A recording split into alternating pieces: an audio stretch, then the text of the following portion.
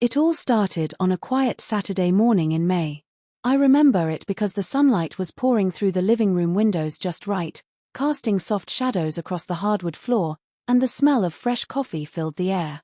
My son, Ethan, who had just come home for the summer after his first year at college, was sitting at the kitchen counter, scrolling through his phone with one hand while sipping orange juice with the other. He looked different, older somehow, not just physically, but in his posture, his confidence, even the calmness in his voice. I was folding laundry nearby, my mind drifting between chores and the realization that my baby boy wasn't a boy anymore. He was a man. That thought brought a strange kind of pride and a bittersweet ache all at once. It felt like just yesterday I was packing his lunch for third grade. "Mom," he said, suddenly pulling me out of my thoughts, "I've been working on a photography project for my class next semester. Would you mind being one of my models?" I blinked at him. "Model? Me?" He laughed. "Yeah, why not? You have that natural look, graceful, comfortable. Not everyone has that. I want the shoot to feel real. Authentic. And you." I wasn't sure how to take that. I mean, I was a 43-year-old mom of two, with graying strands I usually tried to hide under auburn dye and a stubborn little wrinkle forming above my left eyebrow. But Ethan said it so sincerely, so warmly, I couldn't help but smile. "You're serious?" I asked. "Dead serious," he said, placing his phone down. "I'll do the lighting, the setup, everything. Just wear what you feel comfortable in. We'll shoot in natural light. You'll see, it'll be beautiful." I agreed, albeit a little hesitantly. I wasn't someone who liked being the center of attention, especially not in front of a camera. But something about his enthusiasm made me feel safe. We decided to do the shoot the following day. Ethan spent the afternoon walking around the house with his camera, testing angles and taking pictures of corners I never thought were particularly photogenic, like the staircase, the dining room window, and the faded brick wall out back that I always thought needed repainting. On Sunday morning, I got up early and tried to make myself camera-ready. Nothing too dramatic, just a soft cream sweater and jeans, light makeup, and a little time with the curling iron. When I came downstairs, Ethan was already set up in the backyard, the golden hour sun casting the perfect glow through the trees. "Wow," he said when he saw me. "You look great, Mom." I blushed. "You're just saying that because I'm your mom." "No, seriously. That's exactly the vibe I want, natural, relaxed, like you're in your element." We started the shoot right there by the garden. He didn't direct me like I expected. Instead, he just talked to me, asked questions, got me laughing. And in between those candid moments, he clicked the shutter.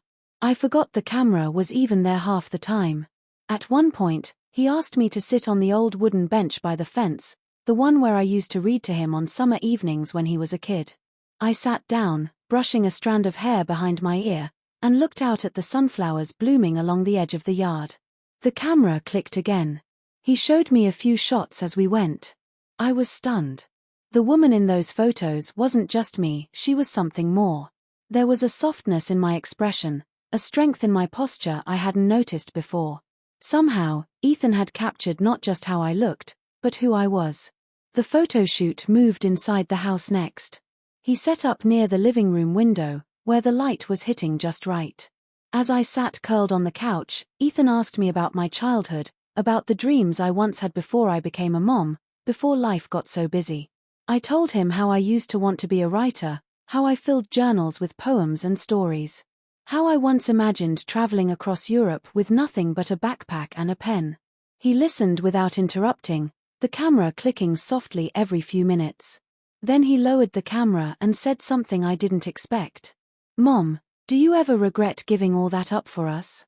I looked at him, surprised. "No. Not for a second. You and your sister are the best stories I've ever had." He smiled, and I saw something shift in his eyes. Not pity or guilt, but something closer to respect. Later that evening, after the shoot was done and the house had returned to its usual calm, Ethan came to me with his laptop. "I want you to see this," he said, pulling up a folder labeled Mom. He had already edited some of the shots. I was blown away. There I was, in different frames, laughing in the garden, thoughtful on the bench, calm and peaceful on the couch. But more than that, each photo told a story. My story. I want to include these in my project, Ethan said. But more than that, I want to do a full photo essay on motherhood. On identity. On you.